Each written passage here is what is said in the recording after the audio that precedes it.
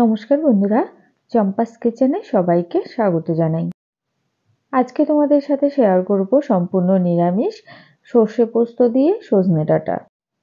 বসন্তকালে সজনে ডাঁটা খাওয়া আমাদের শরীরের জন্য ভীষণই উপকারী। স্বাস্থ্যের কথা মাথায় রেখে এই রেসিপিটা আমি কি করে তৈরি করি চলো তা চটপট দেখে নেওয়া যাক।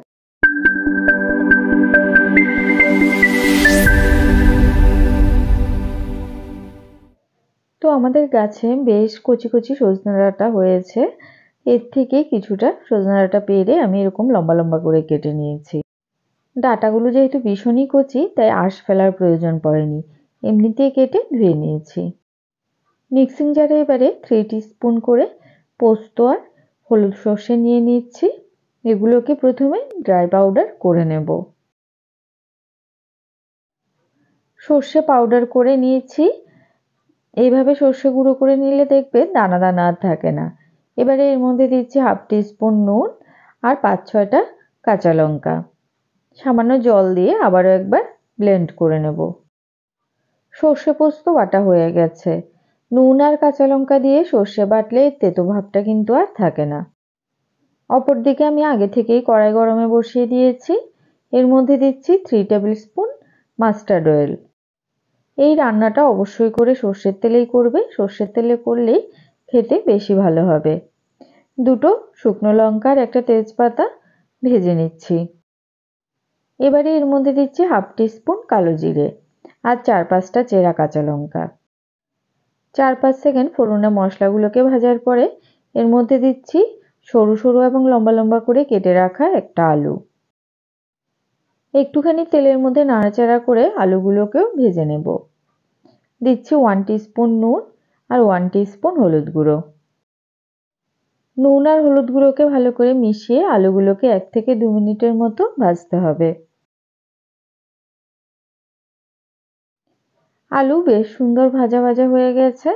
এবারে এর মধ্যে দিচ্ছি কেটে রাখা সজনে ডাঁটাগুলো। নুন হলুদের সাথে সজনে ডাঁটা ভালো করে মিশিয়ে নিয়ে এর মধ্যে দেব একটা টমেটো কুচানো।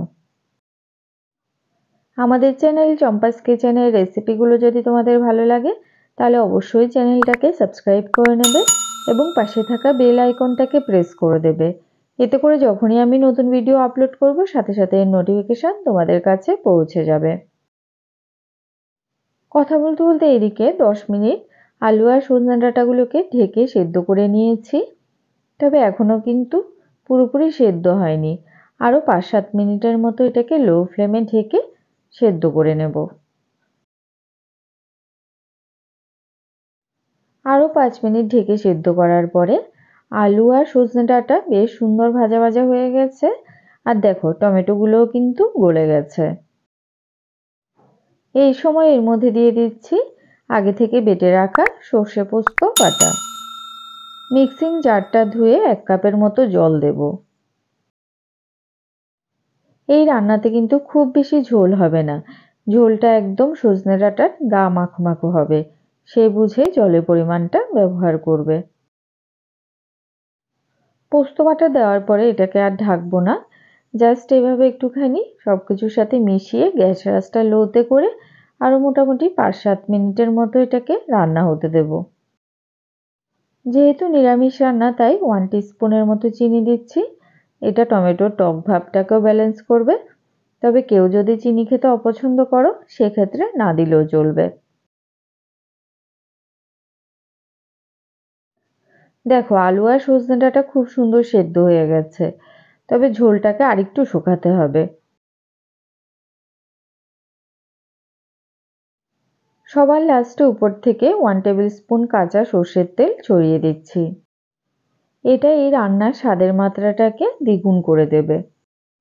সর্ষের তেলের কাঁচা ঝাঁঝ আর পোস্তের সুন্দর গন্ধে সজনে ডাঁটার চচ্চড়ি খেতে অসাধারণ লাগে। সজনে ডাঁটার চচ্চড়ি কিন্তু এখন পরিবেশন করার জন্য একদম রেডি। এই সময় গ্যাসের আঁচটা অফ করে দিলাম। রেসিপিটা কেমন লাগলো অবশ্যই কমেন্ট করে জানাবে। ভালো লাগলে লাইক করবে আর তোমার বন্ধুদের সাথে ভিডিওটাকে শেয়ার করতে কিন্তু একদম ভুলবে না। এতক্ষণ আমার পাশে থেকে ভিডিওটা দেখার জন্য অনেক অনেক ধন্যবাদ।